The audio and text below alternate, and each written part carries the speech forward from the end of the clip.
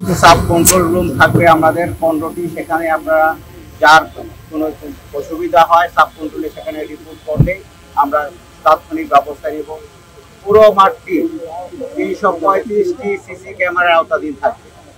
যে CC camera দিয়ে আমরা কোথায় কি হচ্ছে এবং প্রতিটি জায়গা প্রতিটি ইঞ্চি আমরা সিসি ক্যামেরাটা আওতা থাকবে।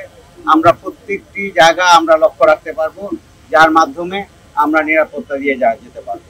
রোগপ্রবে আমাদের ডিউটি থাকবে 35টি রোগপ্রবে আমরা ডিউটি রাখবো।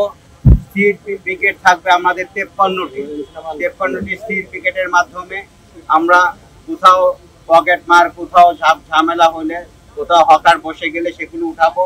আমরা মোবাইল পার্টি থাকবে 20টি, যে 20টির মাধ্যমে আমরা করে বিভিন্ন জায়গায় আমাদের ছোট ছোট দলে ছোট ছোট রাস্তাগুলো তাদের জায়গা থাকবে খুব অল্প পরিমাণ, সেই জায়গাটুকু আমরা নিরাপদে রাখবো এবং ক্লিন রাখবো।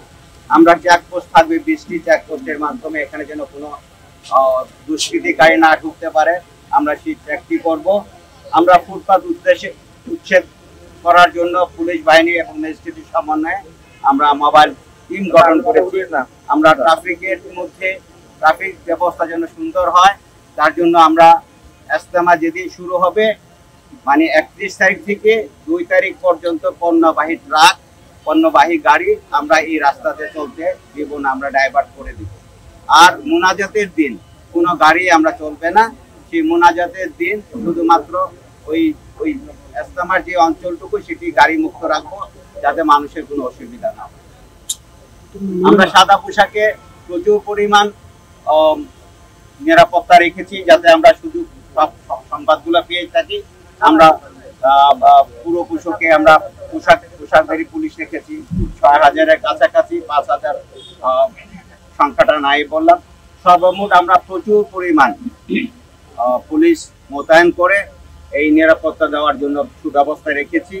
ইনশাল্লাহ আমরা আশা করি কোনো অঘটন ঘটবে না।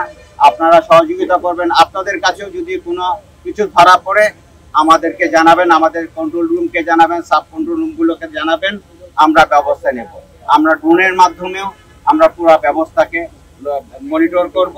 এখানে আমরা আগে সুইপিং করেছি, ডগ স্কোয়াডের সুইপিং করেছি, বোম ডিসপোজাল ইউনিট আছে, নো টহল থাকবে, র্যাবের আমরা হেলিকপ্টার টহল থাকবে। তাছাড়াও আমরা সার্বক্ষণিক আপনাদের সাথে যোগাযোগ রাখবো। সাংবাদিক ভাইরাও যদি কোনো কিছু দেখেন আমাদেরকে খবর দিবেন, আমরা ব্যবস্থা নিব। আমরা নিরাপত্তা ডিউটি সাজিয়েছি সকলকে নিরাপত্তা দেওয়ার জন্য। তবে এই ইজতেমাটি একটু ভিন্ন পরিবেশে হচ্ছে। ইজতেমাটি শুরু হওয়ার আগেই এখানে দুই দলের মধ্যে মারামারি হয়ে 3টি মার্ডার হয়ে গেছে, সেটি আমাদের মাথায় আছে। এর মধ্যে পুলিশের অনেক অস্ত্র বাইরে আছে, এটি লুট হয়ে গেছে, এটিও আমাদের মাথায় আছে।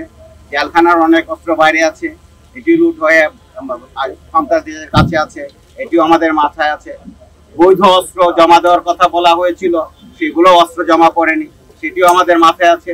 আমরা সকল দিকগুলো বিবেচনা করে একটি শক্ত নিরাপত্তার মাধ্যমে এই ধর্মীয় অনুষ্ঠানটি যেন সুন্দর এবং সহজ হয় এবং সুন্দরভাবে করতে পারে, সকলে যেন ধর্মীয় অনুষ্ঠান সুন্দরভাবে করতে পারে, সেদিকে আমরা লক্ষ্য রাখবো। আমরা সর্বোপরি আপনাদেরকে সবাইকে বলবো, যারা এখানে আসছে মুসল্লিরা এবং আমাদের পুলিশ বাহিনী যারা নিরাপত্তা ডিউটিতে আছেন এবং যারা আজকে মিডিয়ার কর্মী, সকলকে আমরা অনুরোধ রাখবো সকলে ধৈর্যশীল হয়ে ধৈর্যশীলতার পরিচয় দিয়ে আমরা এই ইজতেমাটিকে সাকসেস করতে চাই।